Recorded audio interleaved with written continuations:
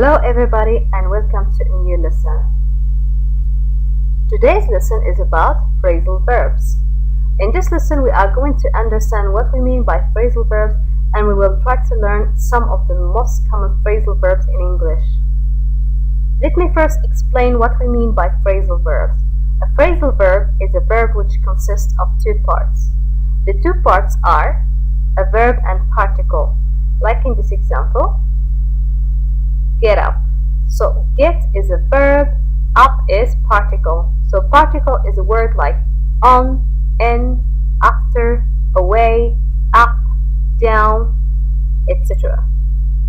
You can use a non-phrasal verb, I mean a simple verb which contains one word, and you can still be understood, but the problem is that native speakers use them a lot when they speak. So that's why it is very, very important to learn them. I will show you an example. So here we have he finally arrived. So the verb here is arrive.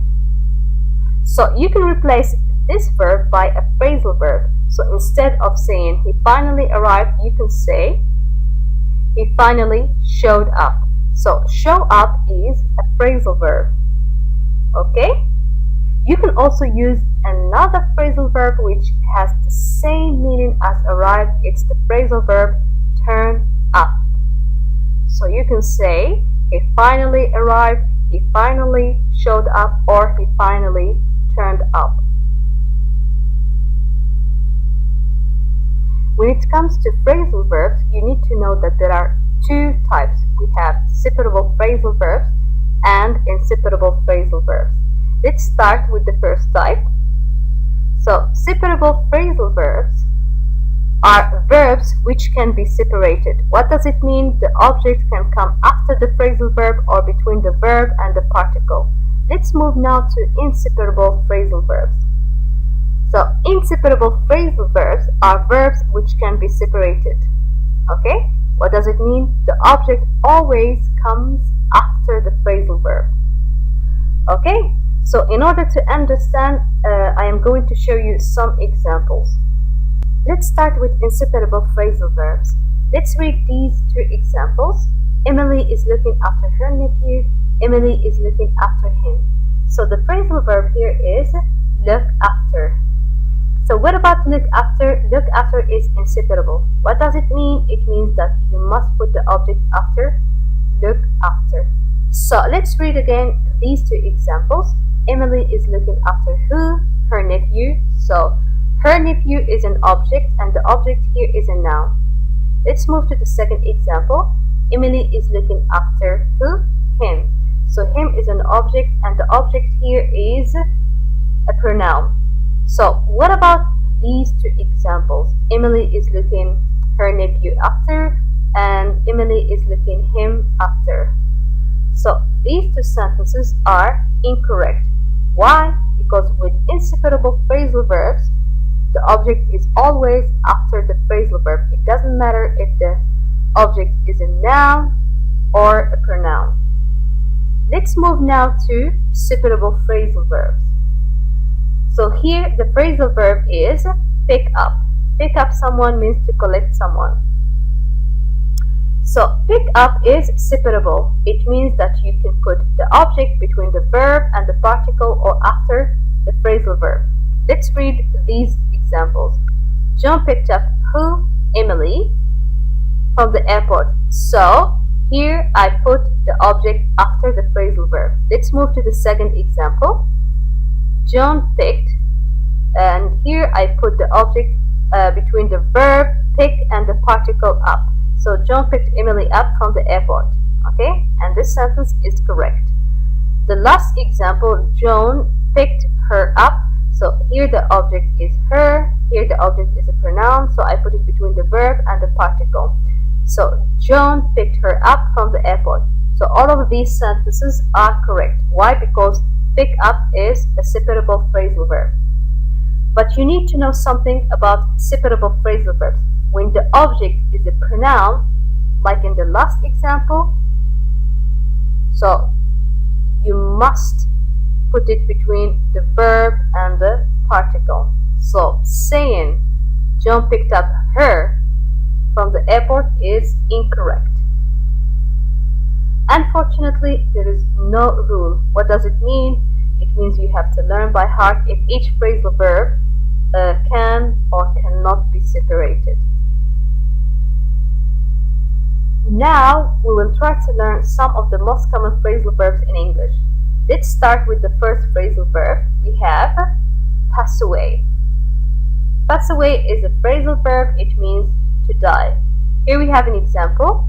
Michael Jackson passed away in 2009. Then we have pass out. Pass out means faint or to lose consciousness, as you can see in the picture. So here we have an example. She passed out when she saw all the blood. Slow down is another phrasal verb. It means move slowly. Here we have an example. Slow down, you're driving too fast. Okay, the opposite of slow down is speed up. Another phrasal verb, which is calm down. Calm down means become quiet and relaxed after you have been angry, excited, or upset. We have an example here. Calm down for a minute and listen to me.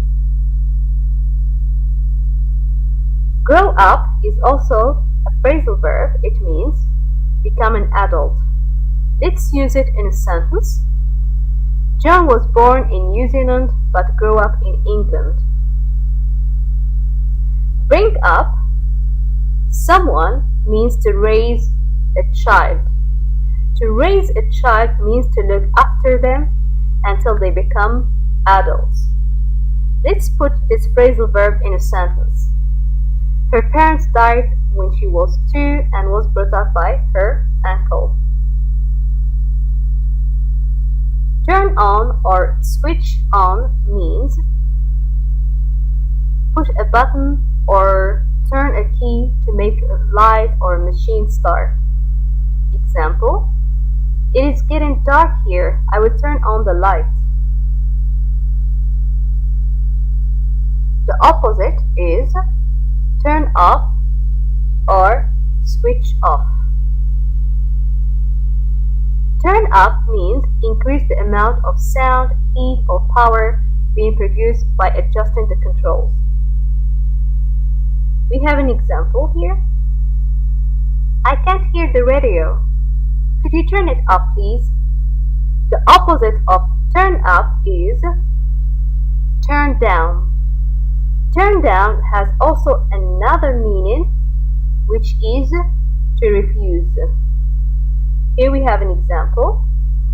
She turned down a job at an investment bank, so it means she refused that job. Okay? Let's move now to the last phrasal verb on this list. We have put out. Put out means make something that is burning stop burning. Its synonym is extinguish. Here we have an example. Firemen are still trying to put out the fire.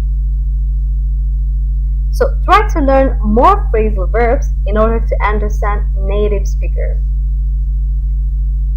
Thank you very much for watching and see you next time.